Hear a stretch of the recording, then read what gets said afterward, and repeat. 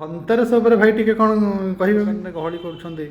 ସେ କହଣା କଥା ସେ ଯୋଉ ବୁଝିଲୁ ଧନତେରସ ଖବରକାଗଜରେ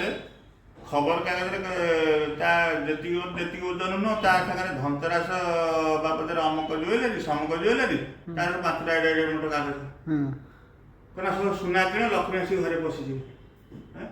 ଆରେ ତ ଘରୁ ତ ପଇସା ନେବ ସେଠି ନେଇକି ଦେବ ମେକିଂ ଚାର୍ଜ ଦେବ ଗ୍ରାମରେ 1000 2000 ଦେବ ରୂପା କଏଣ୍ଟେ ସୁନା ନେଟେ ନେଇ ଆସିଲେ ନେଇକି କ'ଣ ନା ଲକ୍ଷ୍ମୀ ଆସିକି ଘରେ ପଶିଯିବ। ଆରେ ମେକିଂ ଚାର୍ଜ ଯେତିକି ଦେଉଛ ଗରିବ ଗୁରୁବାଙ୍କୁ ଦେଉନ ଔଷଧ ଦେଉନ ପିଲାକୁ ପାଠ ପଢ଼ିବାକୁ ଦେଉନ ବୃଦ୍ଧାଶ୍ରମରେ ଦେଉନ ବାର୍ଦ୍ଧକ୍ୟ ଆଶ୍ରମରେ ଦେଉନ ଅନାଥାଶ୍ରମରେ ଦେଉନ ପିଲା ଖାଇବେ ପଢ଼ିବେ ଫଳ ବାଟୁନ ଧନତେରସ ଯାହା ତ ଦେଖିଲ ସବୁ ଅନୁକରଣ କର ମନା ନାହିଁ ଭଲ ଜିନିଷ ଗୁଡ଼ାକ କର ନା ଧନତେରସ ଘରେ କଳି ଗଲିଆ କରି ଅଶାନ୍ତି ପୁରା ଛିଣ୍ଟା ହେଉଛି ବେକ ଛିଣ୍ଡିବ ହାଣିକି ନେଉଛନ୍ତି।